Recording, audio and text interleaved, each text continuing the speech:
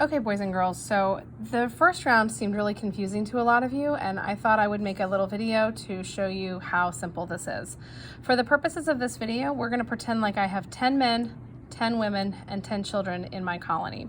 So the first thing my teacher's going to do is my teacher's going to pull a general welfare card. Those cards are yellow. This one says, local Native Americans bring your colony 100 units of food as an offering of peace and a token of friendship. So we're going to go to where it says general welfare right here, and we're going to write 100 units of food.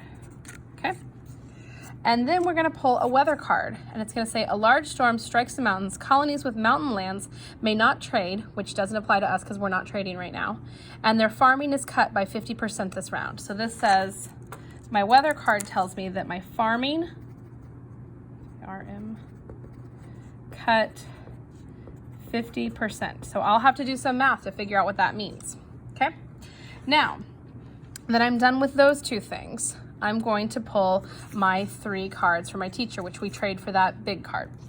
So my hunting says, a neighboring group of Native Americans goes with your hunters and their success is outstanding. Each hunter returns with 100 units of food. So, I'm sorry. I should have said, because I have 10 men, 10 women, 10 children, I'm going to say that I have 10 farmers, 10 hunters, and 10 fishing before I ever get started. So, because if I'd known that I was going to get 30 units of food, I would have definitely given myself more hunters.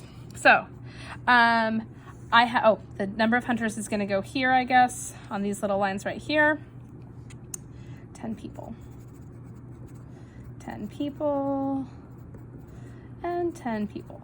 So for my hunting, I'm going to do 30 times 10 is equal to 300, and I'm going to circle the little plus sign because that's a plus. Okay? And then for my farming, it says a severe drought yields low crops. Each farmer produces only 6 units of food. And then this one says this actually occurred in April of 1690. So interesting. So for my farming, they only got 6. 6 times 10 is 60. Now, thankfully, that is still a plus. And then my fishing says, after making an excellent catch, raccoons raid your drying racks and ruin or eat most of your fish. This round of fishing only gets 3 units of food each. So 10 times 3 is equal to 30. Oh, I said 300, not 30. Sorry, 30. Now, remember, my farming is actually going to get cut by 50%. So, that 60 is going to become a 30. So now I need to take 30 plus 300 plus 30 plus my 100 units of food, and I'm just going to add that right here. 30 plus 30 plus 300 plus 100 is equal to 0.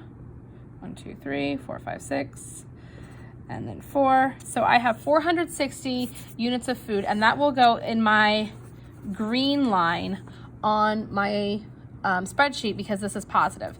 Now I have to feed everybody in my colony. So I've made it really easy for myself again. Men get 3 units of food, women get 2, and children get 10. So for this round, because nobody died, I have 30 for the men, and I have 20 for the women and 10 for the children. So my negative that I'm going to put in my red line for the food is negative 60. None of my adults died. None of my children died.